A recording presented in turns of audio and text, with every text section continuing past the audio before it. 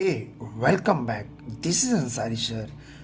My dear friends, आज मैं present tense का अंतिम टॉपिक प्रेजेंट कंटिन्यूअस टेंस लेकर आपके सामने आया हूँ.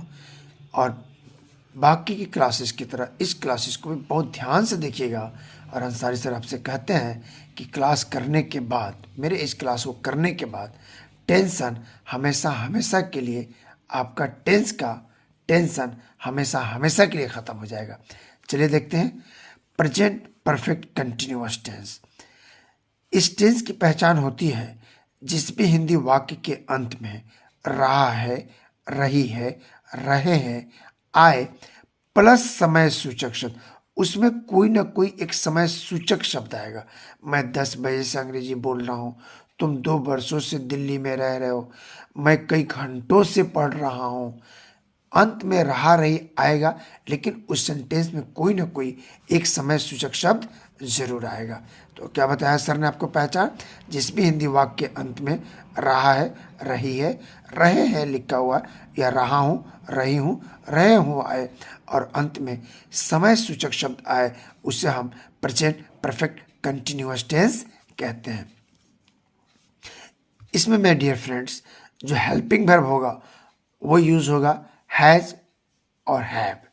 Has third person singular number के साथ पिछले क्लास में आपको बता चुका हूं, और हैव का इस्तेमाल होगा प्लूरल नंबर के साथ. ओके, तो सबसे पहले स्ट्रक्चर अफर्मेटिव का. सबसे पहले हम बनाएंगे सब्जेक्ट. सब्जेक्ट के पास हेल्पिंग वर्ब हैज या हैव में से कोई एक, उसके साथ लगाएंगे बिन. हैज आए तो भी बिन, हैव आए तो भी बिन, प्लस वर्ब का चौथा फॉर्म मतलब आई एन जी. चौथा फॉर्म मतलब आई एन जी, प्लस जो टाइम आए वो टाइम प्लस अदर वर्ड. एक बार फिर से देखिए, सब्जेक्ट प्लस हैज या have plus been plus before plus time plus other word. अब यहाँ जो टाइम है माय डियर फ्रेंड्स, इस टाइम के लिए अंग्रेजी में दो वर्ड का यूज करते हैं. एक है सिंस और दूसरा है फॉर. एक है सिंस, दूसरा है फॉर. इसे समझाने के लिए मैंने एक शब्द का प्रयोग किया है, पक्का समय और कच्चा समय. सिंस का इस्तेमाल हमेशा हम पक्का समय के लिए करते हैं और फॉर का प्रयोग हमेशा हम कच्चा समय के लिए करते हैं. चलिए अभी आपको समझाता हूँ पक्का समय क्या होता है और कच्चा समय क्या होता है.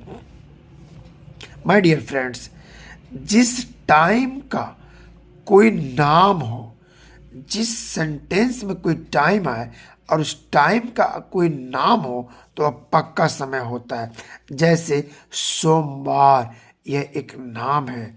जनवरी, यह एक नाम है. फरवरी 2022, यह एक नाम है. 7 बजे से, यह एक नाम है. यह पक्का समय है. कच्चा समय जहाँ पे हम फॉर का यूज करते हैं, कच्चा समय फॉर के लिए इस्तेमाल करते हैं, उसे कैसे पहचानेंगे? लुक माय डियर फ्रेंड्स, जिस टाइम का कोई नाम ना हो, जिस टाइम का कोई नाम ना हो, उसे कच्चा समय कहते हैं. जैसे कई दिनों से, कई दिनों से कोई दिन निश्चित नहीं है. कितने महीनों से, कौन महीना कंफर्म नहीं है. कई घंटों से, 2 बजे से, 3 बजे से, 4 बजे से, कुछ पता नहीं, बस कई घंटों से. इसे दोस्तों हम कहते हैं कच्चा समय. तो जिस समय का कोई नाम हो वह पक्का समय, जिसका कोई नाम ना हो उसे कहते हैं हम कच्चा समय. चलिए एग्जाम्पल लेते हैं और बना. जैसे मैंने एग्जाम्पल लिया, वह सोमवार से सो रही है. सोमवार एक निश्चित समय है, पक्का समय है. स्ट्रक्चर का इस्तेमाल करेंगे. सबसे पहले सब्जेक्ट सी और सी के साथ third person singular number has. She has been sleeping since Monday. वह सोमवार से सो रही है. She has been sleeping since Monday. Since क्यों लगाया डियर माय फ्रेंड्स? क्योंकि यहाँ पे सोमवार एक पक्का समय है जो सप्ताह में एक दिन आता है. मैं 2 घंटे से पढ़ रहा हूँ. मैं 2 घंटों से पढ़ रहा हूँ. ये 2 घंटा कब से शुरू है कोई पक्का हमें पता नहीं है. इसके लिए क्या लगाएंगे? ध्यान से देखिए, I have been reading for 2 hours। For लगाया, क्यों?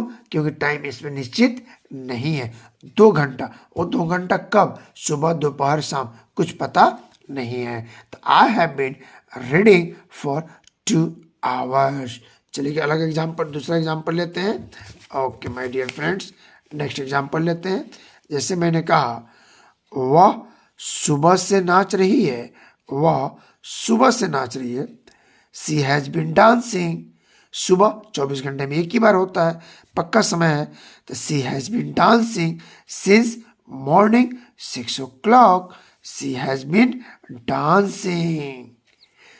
सी has been dancing since morning 6 o'clock। Ansari sir 2020 से पढ़ा रहे हैं। अंसारी सर 2020 से पढ़ा रहे हैं, पक्का समय। Ansari sir has been teaching. Ansari sir has been teaching since 2022। Okay guys, चलिए अब यहाँ पे आपको affirmative, negative, interrogative negative, WH family, interrogative negative, सारे स्ट्रक्चर पे एक दो एग्जाम्पल देखते हैं, और ताकि आपको और आसानी से बात समझ में आ जाए। तो अफर्मेटिव स्ट्रक्चर अभी मैंने अंसारी सर ने आपको बताया। सबसे पहले सब्जेक्ट, सब्जेक्ट के बाद हेल्पिंग वर्ब हैज या हैव में से कोई एक, प्लस बिन, प्लस वर्ब का चौथा फॉर्म, प्लस अदर वर्ड, और उसके बाद लगाएंगे सिंस। टाइम, टाइम के लिए सिंस या फॉर। टाइम के लिए क्या लगाएंगे? सिंस या फॉर। टाइम या सिंस या फॉर।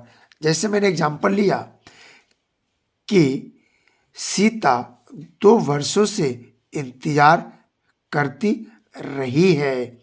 सीता 2 वर्षों से इंतजार करती रही है। Sita has been waiting for 2 years। मैंने फॉर क्यों लगाया?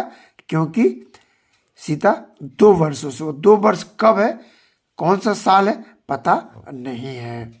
चलिए अगला एग्जांपल लेते हैं। मैं 2 वर्षों से रह रहा हूं। मैं 2 वर्षों से रह रहा हूं। I have been living. I have been living for 2 years। मैं 2 वर्षों से रह रहा हूं। चलिए नेक्स्ट एग्जांपल लेते हैं। वह सुबह से टहल रहा है। सुबह एक पक्का समय, मॉर्निंग। वह सुबह से टहल रहा है। He has been walking. He has been walking since morning। वह सुबह से टहल रहा है। गीता गत मंगलवार से काम कर रही है। गीता गत मंगलवार से काम कर रही है। मंगलवार पक्का समय। Gita has been working. Gita has been working since Tuesday last. गत के लिए लास्ट का यूज करते हैं। तो गीता गत मंगलवार से काम कर रही है। Gita has been working since Tuesday last. I hope guys कि आपको बात समझ में आ गई होगी, और सेम बहुत इजी है, कोई प्रॉब्लम नहीं है। स्ट्रक्चर को आप यहाँ से नोट कर लीजिए। नेगेटिव में नॉट 3 नंबर पे लगा देना है। इंटरोगेटिव में हेल्पिंग वर्ब बाहर हो जाएगा। इंटरोगेटिव नेगेटिव में हेल्पिंग वर्ब बाहर, नॉट 3 नंबर पे लगा दीजिए। WH फैमिली में नॉट 4 नंबर पे लगाना है, और बाकी तो आपको पता ही है। सो आई होप गाइज कि ये टॉपिक आपको समझ में आ गया होगा, और कल मिलते हैं हम सिंपल पास्ट टेंस के लिए। बहुत इंपॉर्टेंट टॉपिक है सिंपल पास्ट टेंस। उस क्लास को बिल्कुल मिस नहीं कीजिएगा, क्योंकि जितनी भी बुक में स्टोरी होती है, जितनी भी आप कोर्स की किताबें पढ़ते हैं, जितनी भी स्टोरियाँ होती हैं, वो 99% स्टोरी सारी के सारी पास्ट टेंस से ही रिलेटेड होती हैं। और उस पास्ट टेंस में maximum tense simple past tense का यूज होता है। तो कल मैं आपके लिए सिंपल पास्ट टेंस लेकर आता हूँ। तब तक आप अपना बहुत बहुत ख्याल रखिएगा। अगर वीडियो अच्छी लगी हो तो प्लीज़ लाइक कर दीजिए, शेयर कर दीजिए, और सब्सक्राइब तो बिल्कुल ही कर दीजिए, क्योंकि अंसारी सर बहुत इजी और आसान भाषा में इंग्लिश सिखाने के लिए आपको इस चैनल पे कंटेंट लेकर आते रहते हैं। तब तक आप मुस्कुराते रहिए, अपना बहुत बहुत ध्यान रखिएगा।